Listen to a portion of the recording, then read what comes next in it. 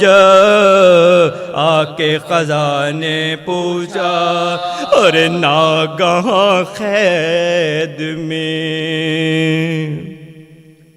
ناگہاں قید میں شبیر کا سر آیا نظر اور روشن ہوئے زندان کے دیواروں پہ تعظیم اٹھیں بیبیاں کھولے ہوئے سر بچی نے رو کے کہا ہائے پدر ارے مجھ سے الفت ہے تو گودی میں میری آ جا اچھے بابا نہ سکینہ کو بہت تڑپا اچھے بابا نہ سکینہ کو بہت تڑپا رو کے آگے بڑھی اور باپ کے سر کو چوم اپنے رخسار کو شبیر کے عارض پہ رکھا اور بند آنکھیں ہوئیں بابا سے کیا اپنے گلا کبھی چلا کے کہا بند نالے ہوئے آنسو تھمے خاموش ارے ماں یہ چلائی کہ بچی میری بے ہوش ماں یہ چلائی کہ بچی میری بے ہوش ادھر آیا ادھر موت کا پیغام ارے خواب میں باپ کی صورت نظر آئی اسے اور نبض چلتی ہے سکینہ کی یا کہ اس نے کی قضا یک بیک ہو گئی خاموش یہ قصہ ہے ارے نبض پر ہاتھ رکھا بھائی کا دل ٹوٹ ارے رو کے چلائے بہن ساتھ تیرا جھوٹ رو کے چلائے بہن ساتھ تیرا چھوٹ گیا رو کے چلائے بہن ساتھ تیرا جھوٹ گیا قید خانے میں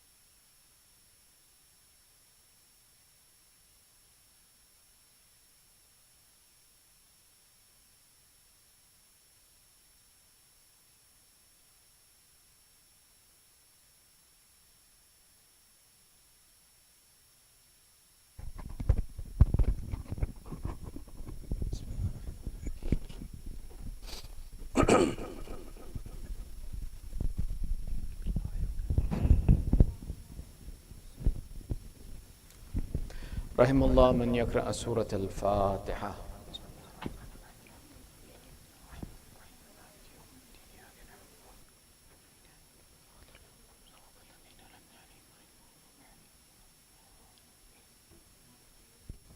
اعوذ باللہ من الشیطان الرجیم.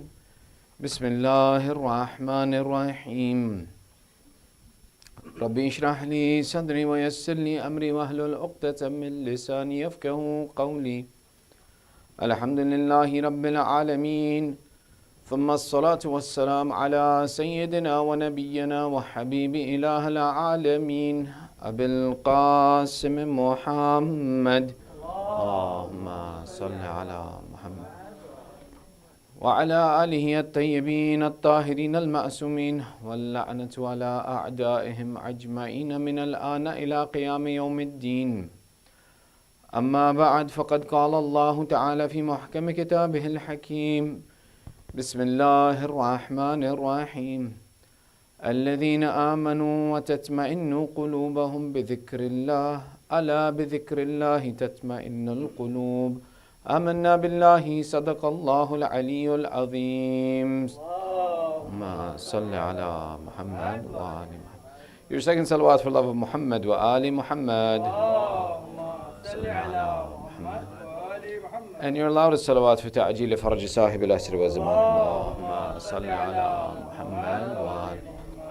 أعظم الله أجورنا وأجوركم بذكرنا المسائب آل Muhammad. May Allah increase in our reward for remembering the difficulties of Ahlul Bayt. We began our discussion yesterday with talking about the heart as being the intermediary between the body and the spirit, and how the heart plays a role both physically as keeping the body alive and spiritually as a focal point of understanding good and bad. When we look at the contemporary diseases that affect humanity, the most common of these diseases, the most common and most prevalent in the world of these diseases, is not cancer, is not one of these other items, but is rather the disease of anxiety.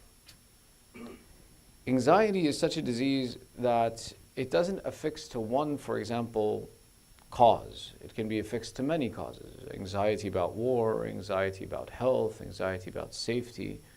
And this anxiety doesn't affect just one person. Rather, we find this anxiety in every house, and maybe in every person that we meet has some level of anxiety. This anxiety is one of the diseases of this heart, and its consideration to understand it and to be able to treat it requires some thought, and with some thought we can find out and understand how it is that we should treat this anxiety and protect and secure the heart from this illness and sickness. To understand it better, we want to kind of understand what are the causes of this anxiety that come about in people.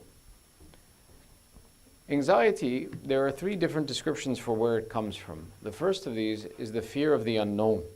Allah even describes this as well when He discusses in the Quran and says, إِنَّ الْإِنسَانَ خُلِقَ حُلُوءًا إِذَا مَسَّهُ شَرَّ جَزُوعًا وَإِذَا مَسَّهُ خَيْرًا مَنُوعًا. Allah, He describes and He says, man was created with impatience and an avaricious nature. He becomes irritable and anxious when hardship and evil touches him, and he becomes impeding towards others when goodness approaches him. This description talks about the idea that whenever a difficulty befalls a person and they become irritable or angry, it's because of the unknown that is associated with it. That the more things that are unknown to us, the more likely we are to fall into a condition of anxiety. That as I don't know what's coming next, or I don't know what's going to happen, the heart becomes uneasy. Which is why the second attribute of where this unease comes for humanity and where this anxiety comes from humanity is associated with the ability to not completely comprehend the complexity of an issue. One of the reasons why anxiety increases more and more in our generation is we are the generation of technology. We are the generation of changing of times. How quickly the world has changed in such a short period of time. And more humanity comes to the realization, people come to the realization, I can't control and understand all of the variables and how quickly they're changing around me. For example, we feel anxiety when, for example, we don't know how to use technology correctly. We feel anxiety when we don't understand all of the risks that are around us. When we are, for example, in the subject or a field that we may have felt that we had good knowledge of at one point in time, but the advancement in the subject has come so quickly that there's no way for us to feel a complete and comprehending concept of the ideas that are around us. Which brings us to the third aspect, is the concept of the certainty of danger. That the certainty of danger exists in every field that we take a look at, that we constantly feel exposed, which increases in our anxiety. This concept of feeling anxiety because of exposure to danger and feeling that everything is connected to us, Allah describes it as well too, that those who suffer from this anxiety, Allah mentions it about it, كُلَّ سَيْحَةٍ عَلَيْهِمْ يَحْسَبُونَ كُلَّ سَيْحَةٍ عَلَيْهِمْ. The reference to this where Allah makes a statement that they are those who believe that every hardship befalls them and every difficulty is upon them. is actually in a very interesting discussion that Allah has in Surah Munafiqun. Remember now, Surah Munafiqun is a very interesting and important surah in the Quran. First and foremost, it's one of the mustahabbat to recite in your Salat al-Jum'ah on Fridays. Recite Surah al-Munafiqun. First rakat, you recite Surah Jum'ah. Second rakat, it's mustahab to recite Surah Munafiqun.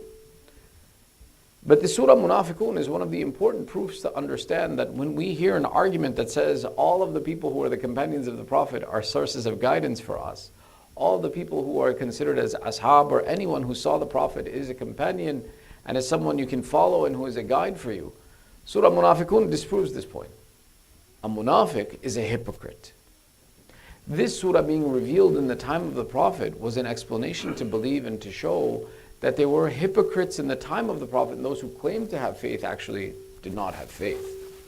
So when someone comes to us and says, oh, all of the companions, they are, for example, guided right for us, we say, no, Allah would not have had the need to reveal the surah called the hypocrites in the time of the Prophet and give their examples in the Quran, had it not been that there were people who were liars about faith in that time. And Allah describes them and describes their condition. He says, وَإِذَا رَأَيْتَهُمْ تُعْجِبُكَ أَجْسَامُهُم وَإِن يَقُولُوا تَسْمَعْ لِقَوْلِهِمْ كَأَنَّهُم خُشُبٌ مُّسَنَّدَةٌ يَحْسَبُونَ كُلَّ صَيْحَةٍ عَلَيْهِمْ هُمُ الْعُدُوُّ فَاحْذَرْهُمْ قَاتَلَهُمُ اللَّهُ. Allah describes one of the conditions of those munafiqeen and hypocrites is to say that when you see them, they appear beautiful in their appearance, and when they speak, you want to listen to their speech. But they are nothing and they are useless. They are dried pieces of wood. And one of their significant attributes is that they believe everyone is against them. This anxiety that exists is this fear of harm, that they believe everybody is trying to hurt them. But then Allah elaborates, يَحْسَبُونَ كُلَّ سَيْحَةٍ. They believe everybody's against them. هُمُ الْعُدُوُّ. But really they are the enemies of everybody around them. Showing that this impact of this anxiety, one of the attributes of it is this fear of harm, and therefore I become the source of harm. And Allah says, قَاتَلَهُمُ اللَّهُ. Allah is the one who is their enemy, and Allah is the one who dislikes them for this behavior. These discussions around the idea of anxiety and its causes gives us an interpretation of showing that this disease, while it is known to be a scientific disease, it's considered to be something that, for example, exists in the world today, and we look at it scientifically, its sources being so varied and so inconsistent give us an explanation that this isn't a physical disease, this is a spiritual disease. Meaning that this is a condition that affects the spirit of a human being and then manifests physically in different forms and different attributes and behaviors. So therefore, when we talk about the cure of this disease, the question of how this disease is cured, you can take a look at it in a medical context, which is what? Medications that make you forget.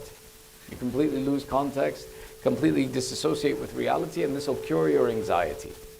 Or two, they'll give you the suggestion of go out into nature, spend time, look at beauty, look at the world, go for long walks, meditate, and this will cure your anxiety.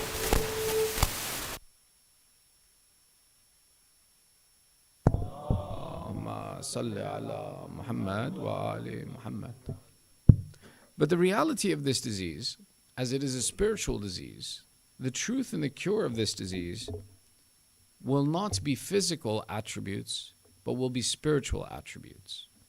And Allah Himself, and it's very important to understand, when it comes to diseases of the spirit and diseases of the self, it's true that modern science is now catching up and acknowledging that these diseases exist.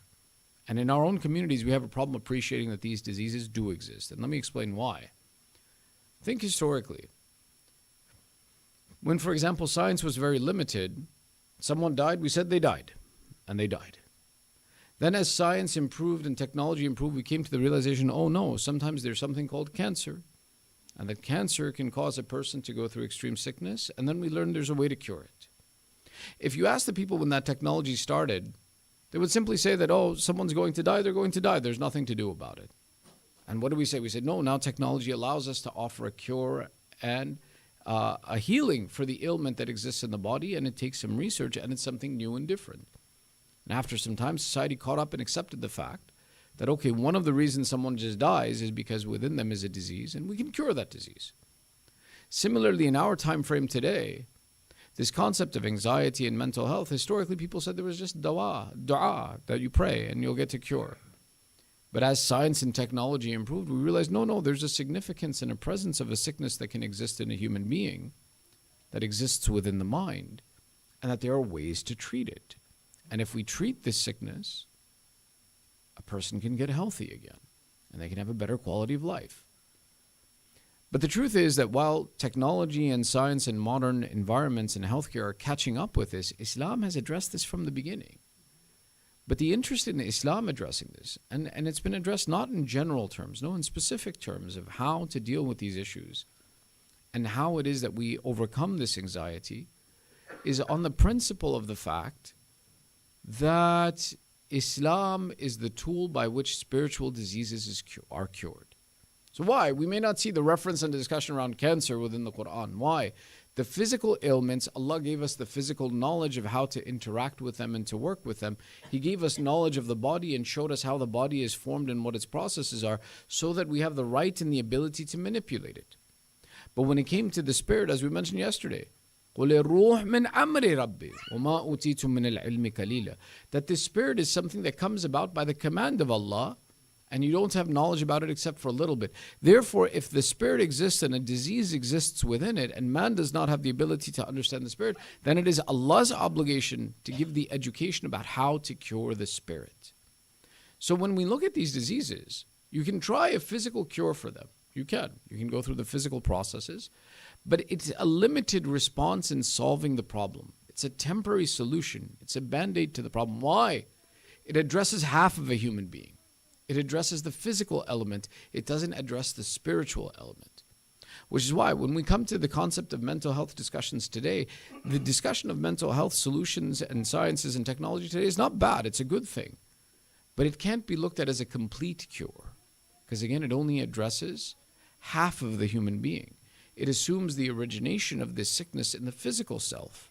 It doesn't acknowledge that the sickness can have an origination within the spiritual self.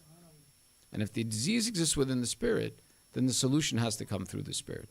And therefore, we have within the Quran lessons for us of how to solve this issue of anxiety through our spirituality. And we'll begin this discussion with the loud salawat ala Muhammad wa ali Muhammad. Ma salli ala Muhammad wa ali Muhammad. The first fundamental is when we take a look at the concept of anxiety, of fear of the unknown.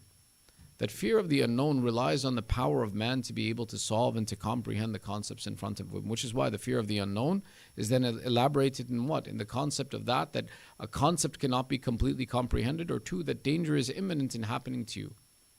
This relies on the fact that man is complete and able to respond to everything himself. But Allah, when He gave us spirituality and gave us religion, it was with the understanding that man is incapable of this process entirely on his own, and therefore the reliance upon Allah is necessary to cure the concept of anxiety, and having the knowledge that Allah is present and believing in Allah is one of the sources of this cure. Which is why Allah says, مَن يَتَوَكَّلْ عَلَى اللَّهِ فَهُوَ حَسْبُهُ. One who keeps faith and certainty and does tawakkul in Allah, Allah suffices for him. This description is one of the processes that having tawakkul and yaqeen in Allah, that there is a higher power, there is someone in control, there is someone who knows all of the variables, is one of the sources by which that by relying upon Allah, the one who has complete knowledge in His knowledge, وَسِيَا كُرْسِيُّهُ السَّمَاوَاتِ وَالْأَرْضِ, that His throne extends over the heavens and the earth. The throne of Allah is His knowledge. To believe that He has complete knowledge and to trust in that Allah in all of my affairs is what begins the process of curing this anxiety that we have. Which is why the remembrance of Allah is very important. Allah mentions, الَّذِينَ آمَنُوا وَتَتْمَئِنُّ قُلُوبَهُمْ بِذِكْرِ اللَّهِ عَلَى بِذِكْرِ اللَّهِ تَتْمَئِنُّ الْقُلُوبِ. The guided, the faithful are those who believe in Allah, and their hearts are set at rest by the remembrance of Allah. Meaning the remembrance of Allah is one of the things that gives our heart comfort, that helps us through our insecurities. عَلَى بِذِكْرِ اللَّهِ تَتْمَئِنُّ الْقُلُوبِ. That certainly through the remembrance of Allah do hearts find tranquility and ease from the diseases of anxiety.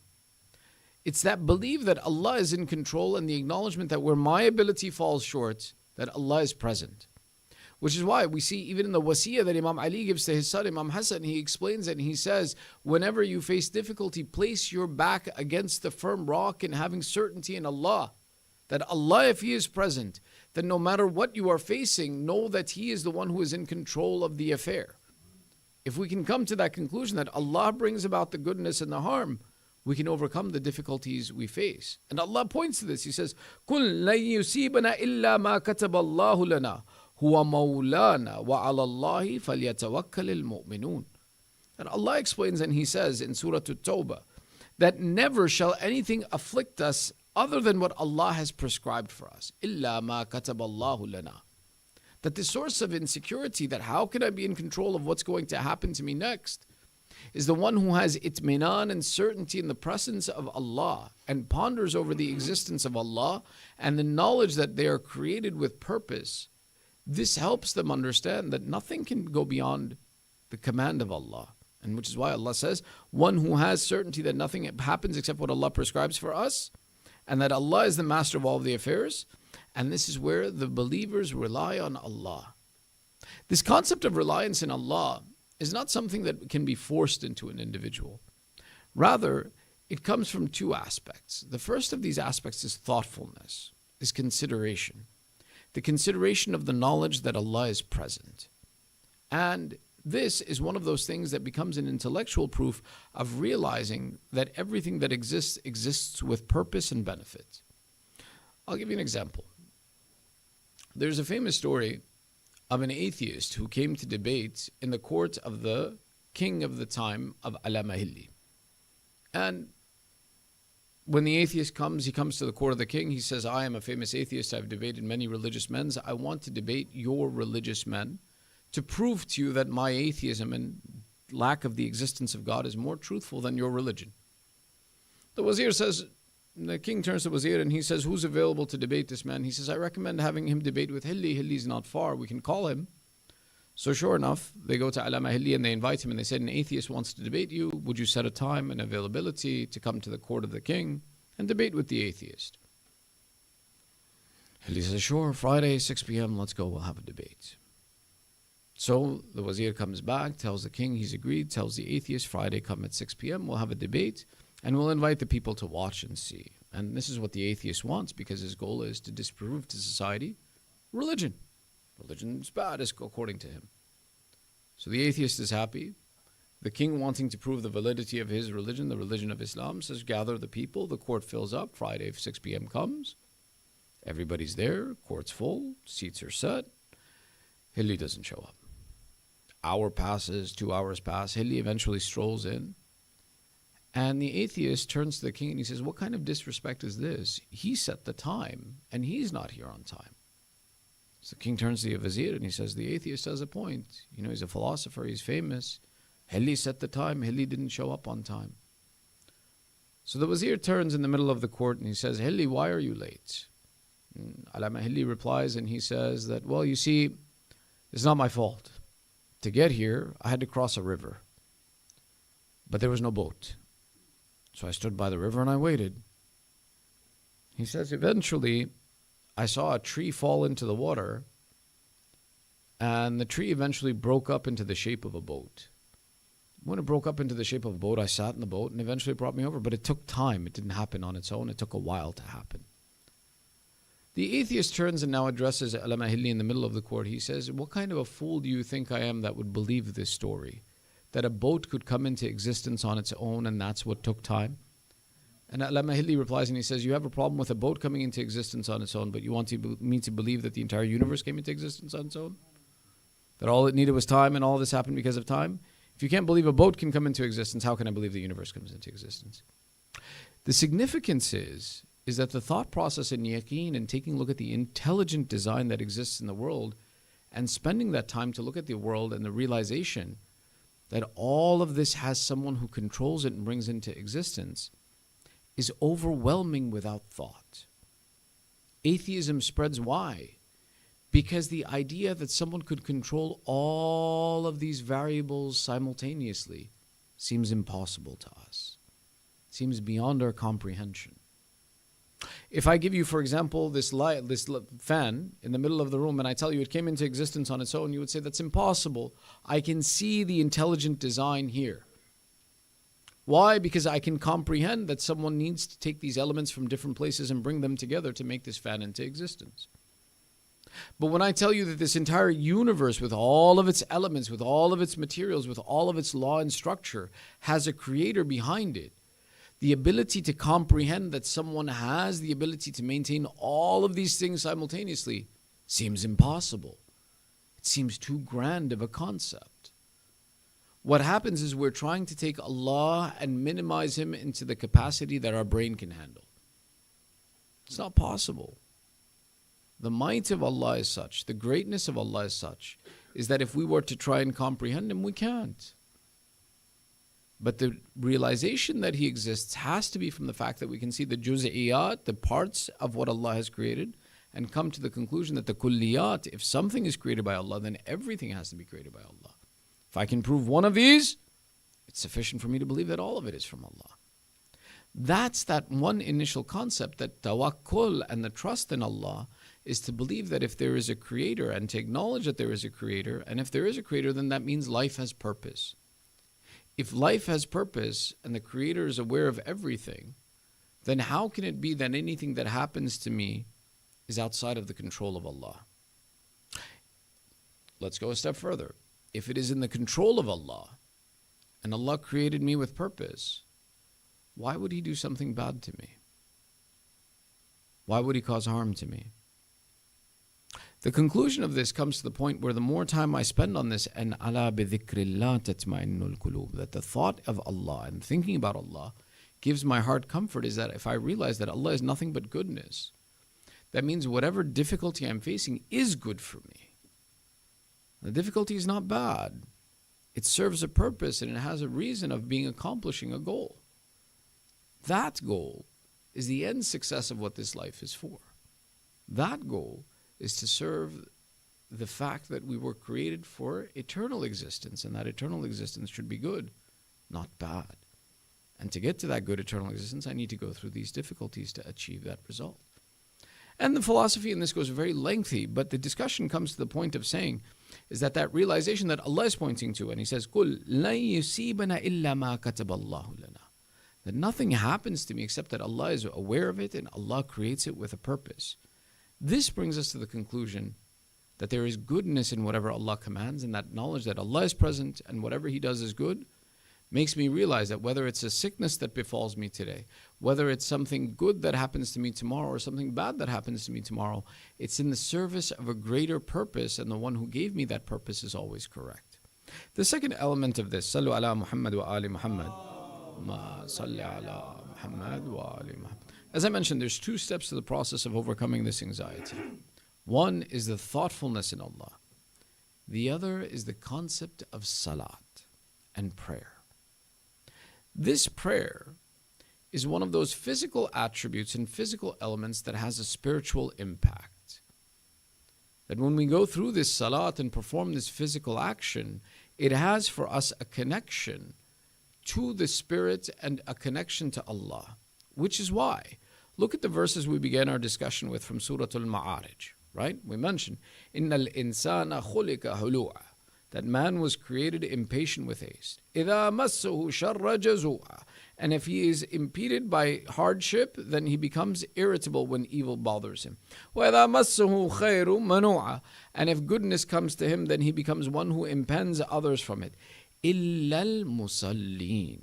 The very next verse says that this bad condition of anxiety that exists within man, this irritability that exists within man, the only conclusion to correcting this irritability, and Allah elaborates, He says, man is irritable, man is created with haste in such a way that he's irritable. If something bad happens, he's angry.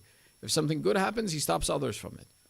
Except for those who pray, الَّذِينَ هُمْ عَلَى صَلَاتِهِمْ دَائِمُونَ, those who are steadfast in establishing their ritual prayers. This discussion, Allah is giving us a solution, that the nature of the anxiety that you possess within yourself, one of the conclusions to overcome this is the process of prayer and approaching Allah through prayer. Which is why one of the narrations of our sixth Imam Ja'far ibn Muhammad as-Sadiq alayhi salam, he describes and he says about Imam Ali, whenever Imam Ali would face a difficulty, to overcome the difficulties he would face, he would always recite a 2 rakat salat. That he would turn back to prayer to face off against all of the difficult challenges that he possessed. Which is why you even see that when Imam Ali is standing in the battlefield of Siffin, That was a battlefield that raged day and night at one period. Amir al-Mu'mineen never left his prayers. Even his Salat al-Layl, they describe and say he prayed within the saddle because of the necessity of battle, but he did not let it go. Why? Because through that prayer was a cure for the sickness of anxiety, was a process by which seeking the proximity to Allah and the attachment to Allah. That this attachment to Allah through the physical action is something that benefits us. Our own Prophet would talk about the importance of this prayer. There's a riwayah from our Holy Prophet Rasulullah sallallahu alayhi wa sallam. There are three things that I love in this earth. Not more than three things that are beneficial of this life. He said scent, good scent, tayyib, perfume, spending time with your spouse, and three, qurrat ayn as-salat, the coolness of my eyes is prayer. Meaning even our Prophet would point to and come back to the aspect that one of the processes by which we benefit from is this prayer, and we need this. Why does Allah prescribe prayer 5 times a day? That prescription of 5 times a day instead of just once a day being sufficient is man is constantly facing off against difficulties and trials.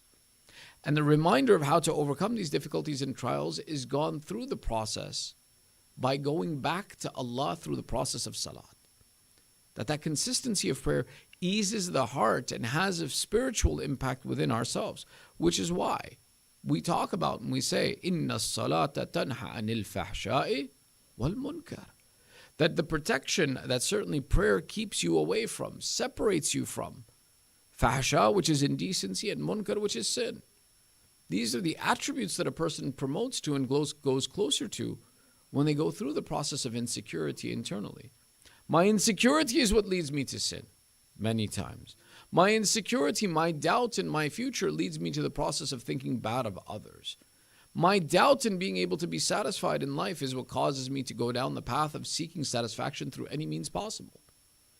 Each of these, Allah is giving us the instruction that your protection from them is through the process of prayer. That's why anytime a person faces the concept of anxiety, look at the spiritual solution to it.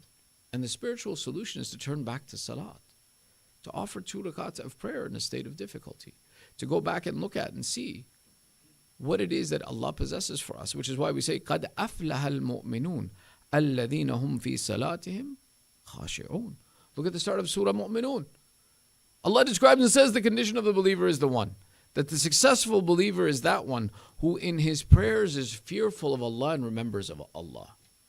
Meaning the description of one of these solutions that we possess for this anxiety is this ibadat of Allah, this worship of Allah, this conclusion that we turn back to Allah and we find a cure for ourselves. As the disease is something that is implemented within the spirit, which is why it doesn't have one element of how it shows. Anxiety comes in many things. Sometimes anxiety is in health. Sometimes anxiety is in sustenance and continuancy of our job and our position or the ability to pay our bills. Sometimes that anxiety is in the case of respect and dignity, that what will people think when I walk into a room? Sometimes it's on the basis of security, that even if I do everything right, how do I know that my house is safe? On the cause of wars, on the cause of sickness and disease, each of these, as it's a different manifestation of anxiety, to try and solve each of these manifestations individually won't be possible. It won't be sufficient. The disease will come in another form, in another fear if we solve one. For example, I fear for the safety of my house. I bought a gun. I put a gun in my house. Now I feel safe within my house. Okay, well, what do I do when I go out? Okay, then get a license and take the gun with you. Well, what if I go to another state? The manifestation continues, it doesn't solve. Until I can turn back to a spiritual solution, which is the process. Sallu ala Muhammad wa ala Muhammad. Salli ala Muhammad. Which looks at the process of saying solve the internal issue and the rest of the issues and their manifestations will dissipate. The beauty in having trust in Allah and belief in Allah and going through salat to get closer to Allah is that it doesn't just solve the issue of anxiety, that its minan and certainty in Allah solves many problems for us and many spiritual sicknesses. One of the ones that keeps showing its face right now is the concept of being able to forgive someone. That someone who wrongs us, how shall I overcome it? How shall I build relations again with a relative, for example, who has been abusive? Or someone who has taken my rights, I can't deal with them again. And one of the Western concepts that we've adopted is, I can forgive, but I'll never forget. This is not Islam. This is not Islam. Why? Imagine if Allah treated us that way. Allah turns around and says, I'll forgive you, but I'll never forget. What do you think is going to happen to you on the Day of Judgment? If Allah doesn't forget and give us a chance to attain goodness with Him, can we attain any goodness? Can we go to heaven? Allah's like, no, I forgave you, but I didn't forget the fact that you committed this sin, so go to hell for a little while. No. Allah's forgiveness is one where Allah forgives in such a way that it's as if it never occurred, as if it never happened. Allah has the ability to wipe it away completely.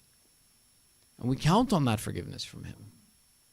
But if you turn to us and ask us today about society and the world that we live in, we may each have a list of people who will make the statement for, I'll forgive, but I won't forget. Or I can forgive, but, or even if I forgive them, I never want to see them again.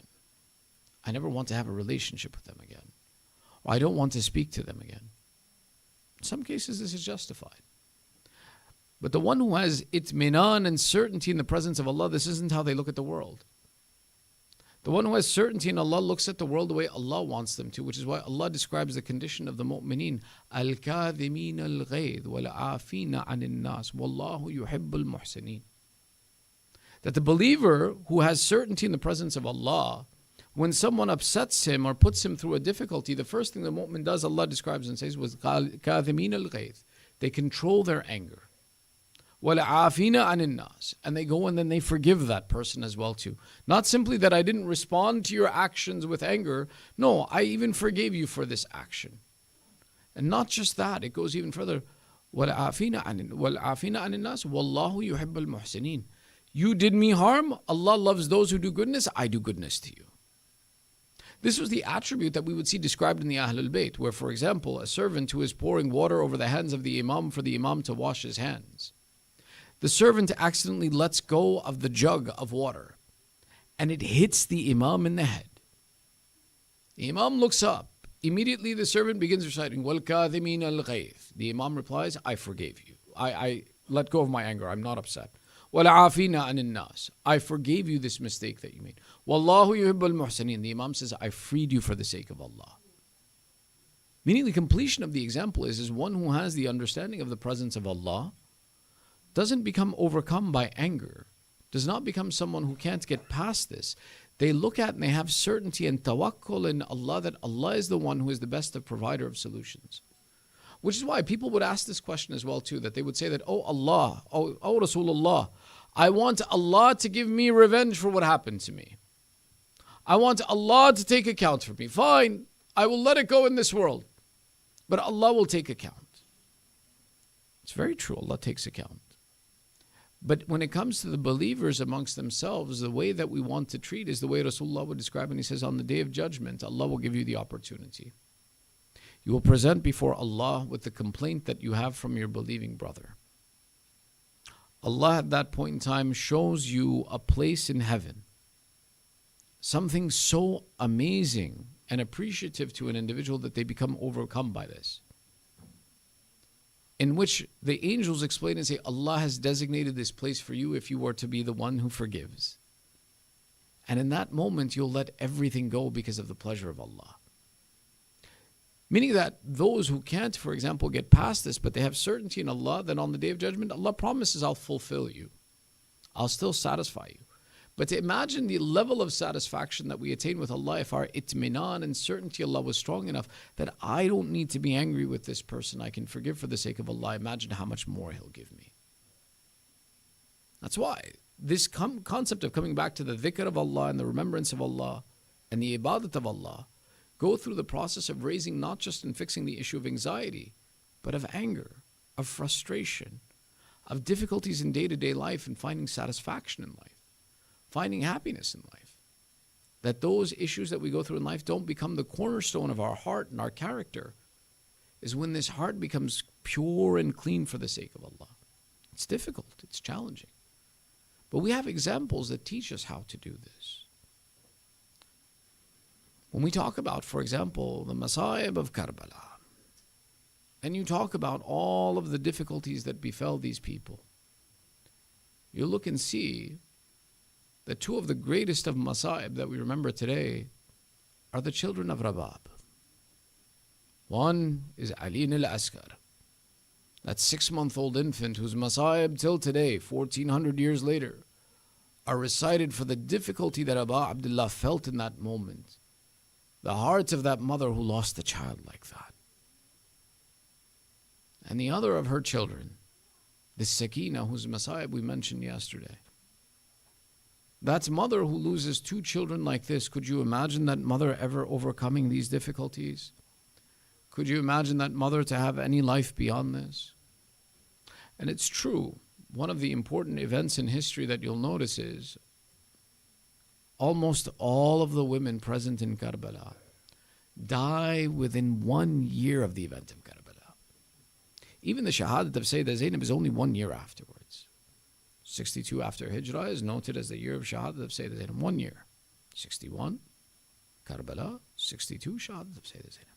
Same thing with Rabab, Layla, all these women. But the mistake that we would make is to say that their death was because of the grief over what they lost. No.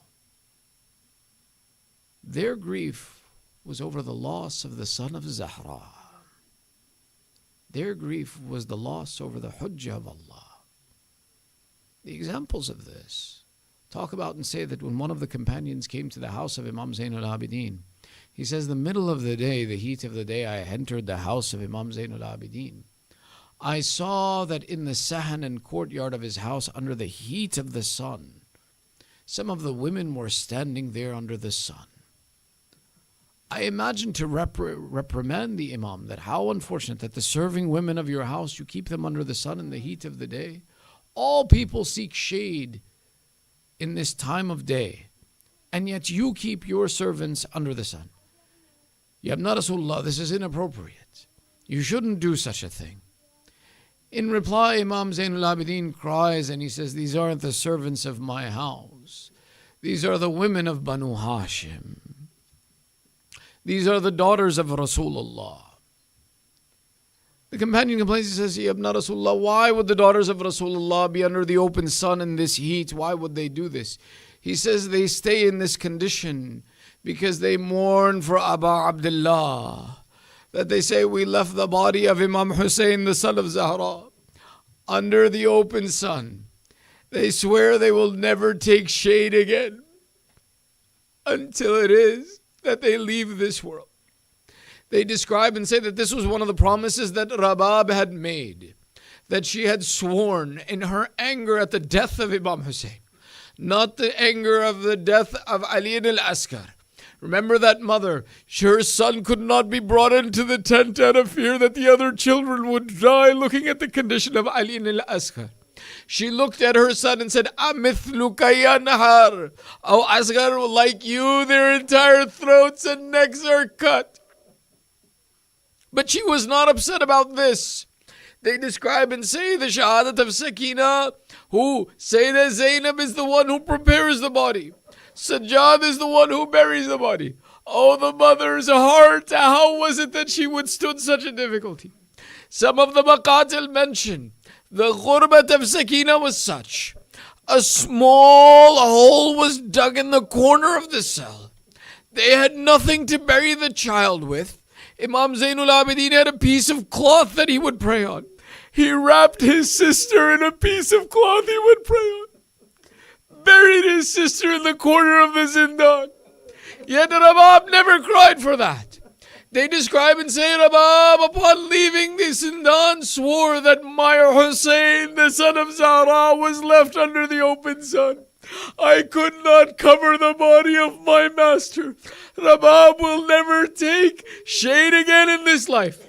In this condition, 1 year they describe passed under the oath of Sayyidah Rabab that she said, I will not take security from the sun. One day it was that Sayyidah Zainab and Imam Zainul Abidin came and said, Oh, Rabab, it has been 1 year of grief. Come and take shade now. Come and take rest now. You have been crying for a year. You have satisfied this desire. The Imam is pleased with you. From one side, Zainab would take this lady. From the other side, Imam Zain al-Abidin would guide her.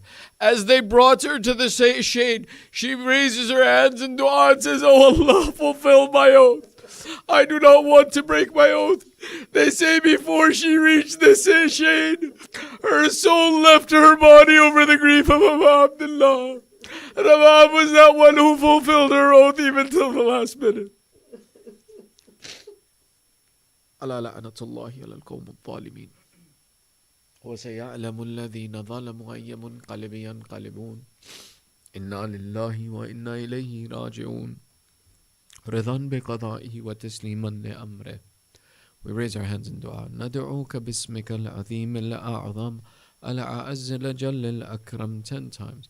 يا الله يا الله يا الله يا الله يا الله يا الله يا الله يا الله يا الله يا الله يا محمود بحق محمد يا أعلى بحق علي يا فاطر السماوات بحق فاطمة يا محسن بحق الحسن يا قديم الأحسان بحق الحسين. Oh Allah, accept this small ibadat from us. Ya Allah, give the thawab of this majlis, the marhumin of the sponsors of this majlis, our marhumin, and all the mu'mineen who are in need of dua.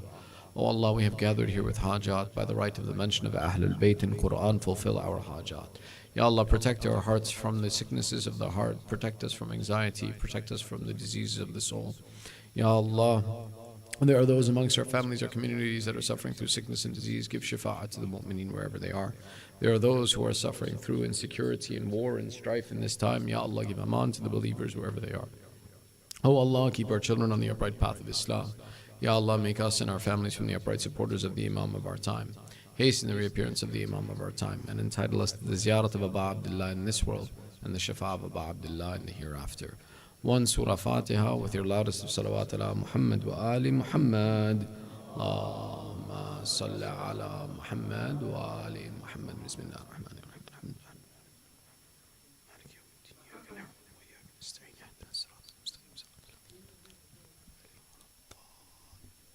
Matim Hussain.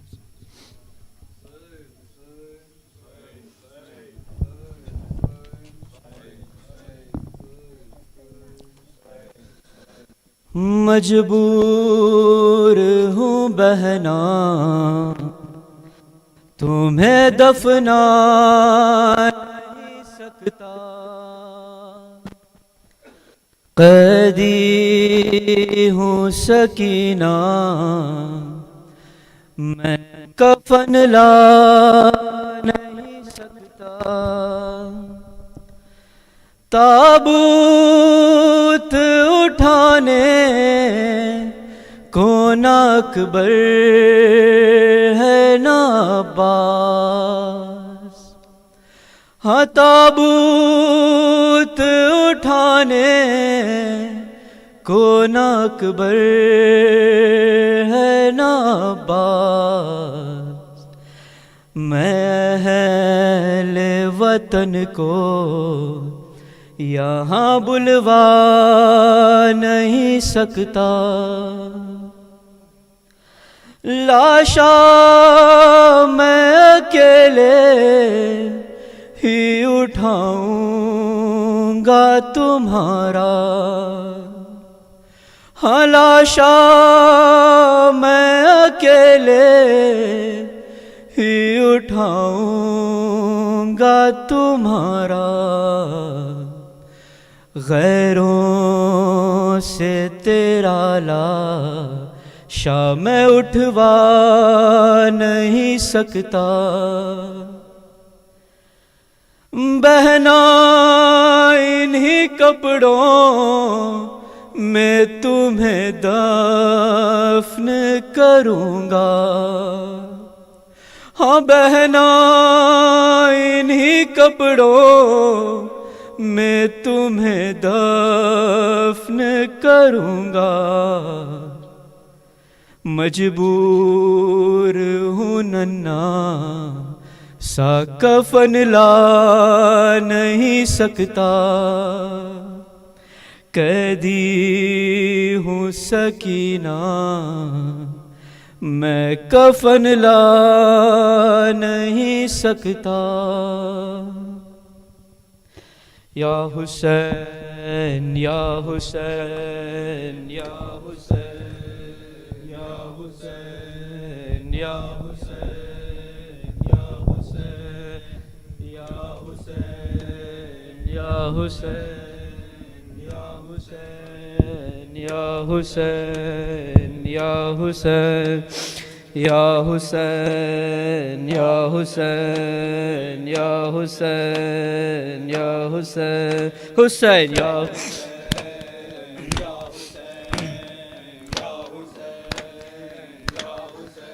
یا رب کوئی معصومہ زندہ میں نہ تنہا ہو.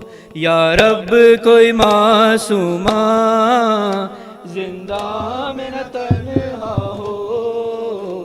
یا رب کوئی معصومہ زندہ میں نہ تنہا ہو.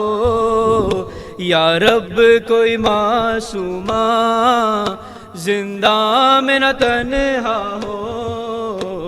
پابند نہ ہو آہیں ہے پابند نہ ہو آہیں رونے پہ نہ پہرا ہو. یا رب کوئی معصومہ زندہ میں نہ تنہا ہو. یا رب کوئی معصومہ زندہ میں نہ تنہا ہو. یا رب کوئی معصومہ زندہ میں نہ تنہا ہو. تھی جس کو نیند آتی شبیر کے سینے پر. تھی جس کو نیند آتی شبیر کے سینے پر. زندہ در زندہ ہے زندہ در زندہ اس کے لیے قضا ہو. یا رب کوئی معصومہ زندہ میں نہ تنہا ہو. یا رب کوئی معصومہ زندہ میں نہ تنہا ہو. زندانوں سے آتی تھی آواز سکنے کی. زندانوں سے آتی تھی آواز سکنے کی. جیسے کہ سکینہ کو ہے جیسے کہ سکینہ کو در زندان رو رہا ہو. یا رب کوئی معصومہ زندہ میں نہ تنہا ہو. یا رب کوئی معصومہ زندہ میں نہ تنہا ہو. رب کوئی معصومہ زندہ میں نہ تنہا ہو. پابند نہ ہو ہے پابند نہ ہو آہیں رونے پہ نہ پہرا ہو. یا رب کوئی معصومہ زندہ میں نہ تنہا ہو. ٹکرائے نہ وہ کیوں کر زندہ کی دیواروں سے. ہاں ٹکرائے نہ وہ کیوں کر زندہ کی دیواروں سے. بھائی سے اور پھوپھی سے ہے بھائی سے اور پھوپھی سے جس کو جدا کیا ہو. یا رب کوئی معصومہ زندہ میں نہ تنہا ہو. یا رب کوئی معصومہ زندہ میں نہ تنہا ہو. زندان میں اے نجفی یاد آئی سکینہ کی. زندان میں اے نجفی یاد آئی سکینہ کی. دل رو رو کہہ رہا ہے دل رو رو کہہ رہا ہے اب نہ اجالا ہو. یا رب کوئی معصومہ زندہ میں نہ تنہا ہو. یا رب کوئی معصومہ زندہ میں نہ تنہا ہو. تھی جس کو نیند آتی شبیر کے سینے پر, تھی جس کو نیند آتی شبیر کے سینے پر. زندہ در زندہ ہے, زندہ در زندہ اس کے لیے قضا ہو. یا رب کوئی معصومہ زندہ میں نہ تنہا ہو. یا رب کوئی معصومہ زندہ میں نہ تنہا ہو. یا رب کوئی معصومہ زندہ میں نہ تنہا ہو. یا رب کوئی معصومہ زندہ میں نہ تنہا ہو. یا حسین یا حسین یا حسین یا حسین یا حسین یا حسین یا حسین یا حسین یا حسین یا حسین یا سکینہ اٹھو میری جان اٹھو رہائی ملی چلو گھر چلے. سکینہ اٹھو میری جان اٹھو رہائی ملی چلو گھر چلے. سکینہ اٹھو میری جان اٹھو رہائی ملی چلو گھر چلے. سکینہ اٹھو میری جان اٹھو رہائی ملی چلو گھر چلے. سکینہ اٹھو میری جان اٹھو رہائی ملی چلو گھر چلے. سکینہ اٹھو میری جان اٹھو رہائی ملی چلو گھر چلے. سکینہ اٹھو میری جان اٹھو رہائی ملی چلو گھر چلے. سکینہ اٹھو میری جان اٹھو رہائی یہ کرتی تھی ماں لحد پر بکا میری لادلی چلو گھر چلے. سکینہ میری رہائی میری چلو گھر چلے. سکینہ اٹھو میری رہائی میری چلو گھر چلے. یہاں سے چلو چلے کربلا وہیں پر تمہیں ملیں گے چچا. ستم جو ہوئے بتانا انہیں دکھانا انہیں یہ کرتا جلا. چچا جان کو دکھانا ذرا ردا خوبری چلو گھر چلے. سکینہ اٹھو میری جان اٹھو رہائی ملی. سکینہ اٹھو میری جان اٹھو رہائی بتانا انہیں سبھی سختیاں ملی کس قدر تجھے گر کیا. ہماری ردا لٹی کس طرح چنی کس طرح تیری بالیا. بتانا انہیں بجھی کس طرح تیری تشنگی چلو گھر چلے. سکینہ میری جان اٹھو سکینہ اٹھو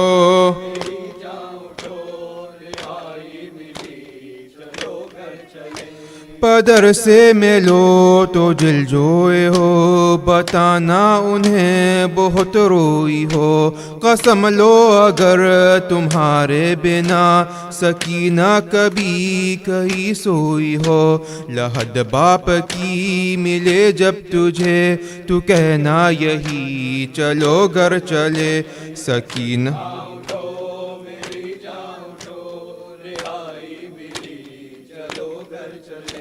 سکینہ اٹھو میری جاؤ تو لحد جب ملے تجھے بھائی کی تو کہنا اسے میری لادلی رہائی ملی ہمیں قید سے ہمیں اب نہیں اذیت کوئی میری بے زبان اٹھو گھر چلے شبیہ نبی چلو گھر چلے سکینہ اٹھو میری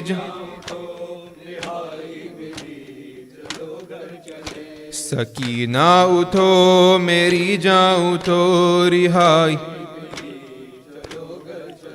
لب القمہ تو کرنا فغا تیری موج ہے ابھی تک رواں میری پیاس پر ہوئے جو فدا چچا کے میرے ہے بازو کہاں کہاں مشک ہے کہاں ہے علم کہاں ہے جری چلو گھر چلے سکینہ اٹھو میری جاؤ تو رہائی میری چلو گھر چلے سکینہ اٹھو میری جاؤ تو رہائی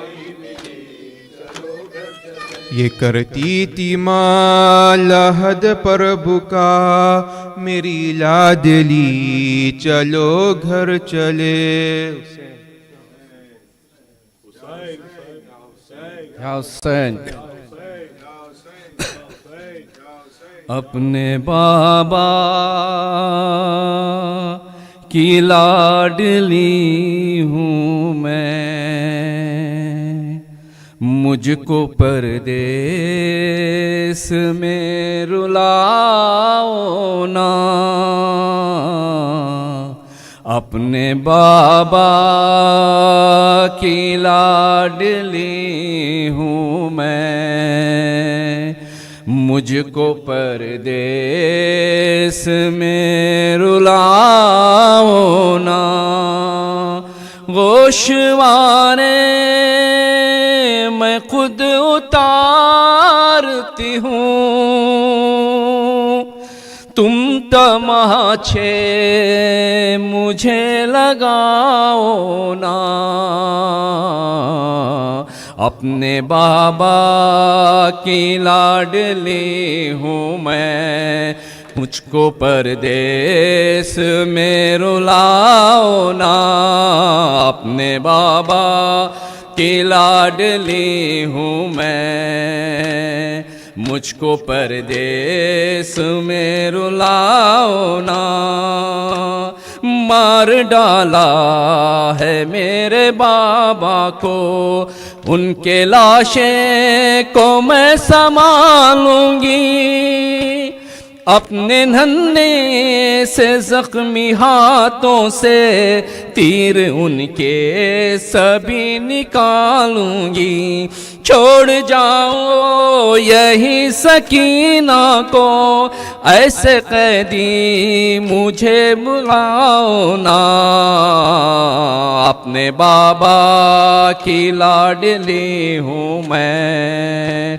مجھ کو پردیس میں رلاؤ نا اپنے بابا کی لاڈلی ہوں میں مجھ کو پردیس میں رلاؤ نا میں بہن ہوں صغیر اصغر کی مجھ کو چھوٹی بطول کہتے ہیں میرے کانوں سے خون ہے جاری دیکھ آنسوں بھی میرے بہتے ہیں 3 دن سے بہت ہی پیاسی ہوں تھوڑا پانی مجھے پلاؤ نا اپنے باپ کی لاڈلی ہوں میں مجھ کو پردیس میں رلاؤ نا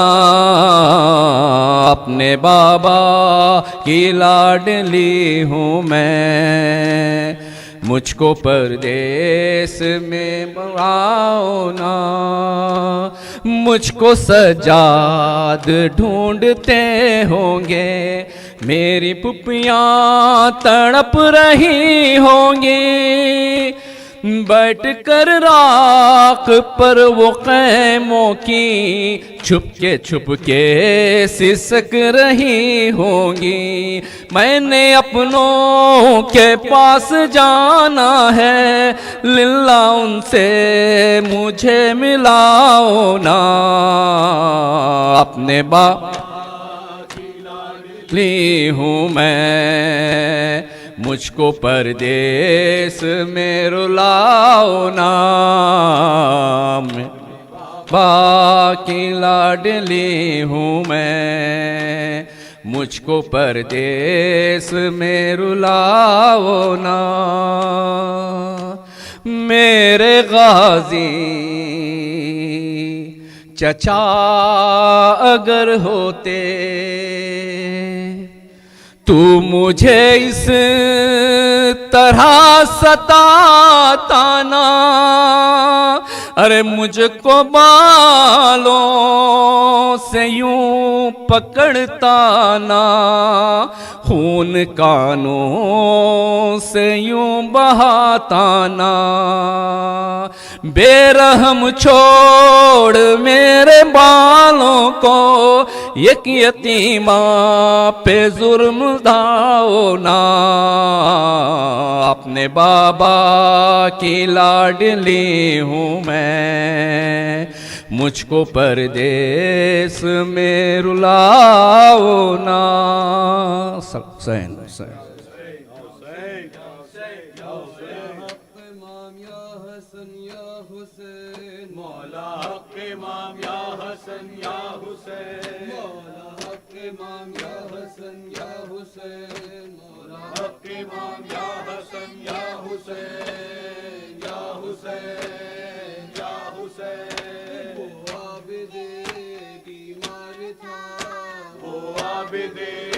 بیمار تھا چلنے سے جو لاچار تھا اور شام کا بازار تھا اور آسمان کی بیٹیاں مولا حق امام یا حسن یا حسین مولا حق امام یا حسن یا حسین یا حسین یا حسین شبیر کی وہ لاڈلی شبیر کی وہ لاڈلی سینے پہ جو شاہ کے پلی جس کی ابابن میں جلی چوکوں کے نشان مولا حق امام یا حسن یا حسین مولا حق امام یا حسن یا حسین یا حسین یا حسین یا حسین یا حسین یا حسین یا حسین یا حسین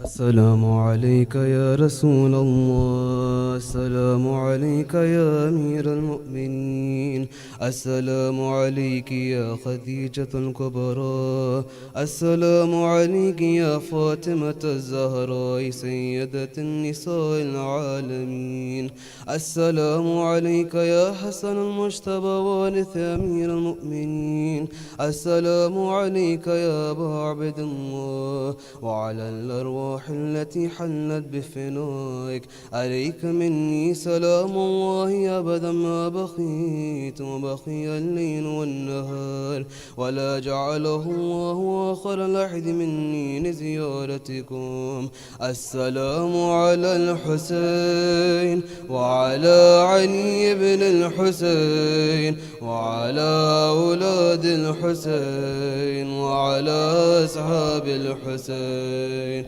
السلام عليك يا أبا الفضل العباس بن أمير المؤمنين وقاسم بن الحسن مسلم بن أخيل وهاني بن عروة وحبيب بن مظاهر والحر بن يزيد الرياحي. السلام عليكم جميعا شهداء كربلاء ورحمة الله وبركاته. السلام عليكم أئمة المسلمين علي بن الحسين ومحمد بن علي وجعفر بن محمد وموسى بن جعفر وعلي بن موسى ومحمد بن علي وعلي بن محمد والحسن بن علي. السلام عليك يا صاحب العصر والزمان. الأمان الأمان الأمان من فتنة الزمان وشر الشيطان.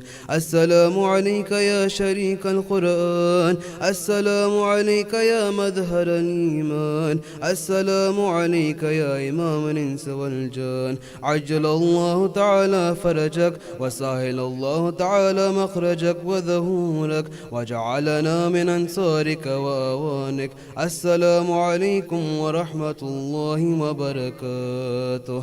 اللهم كن وليك الحجة بن الحسن صلواتك عليه وعلى آبائه في هذه الساعة وفي كل ساعة وليا وحافظا وقائدا وناصرا ودليلا وعينا حتى تسكنه أرضك طوعا وتمتعه فيها طويلا.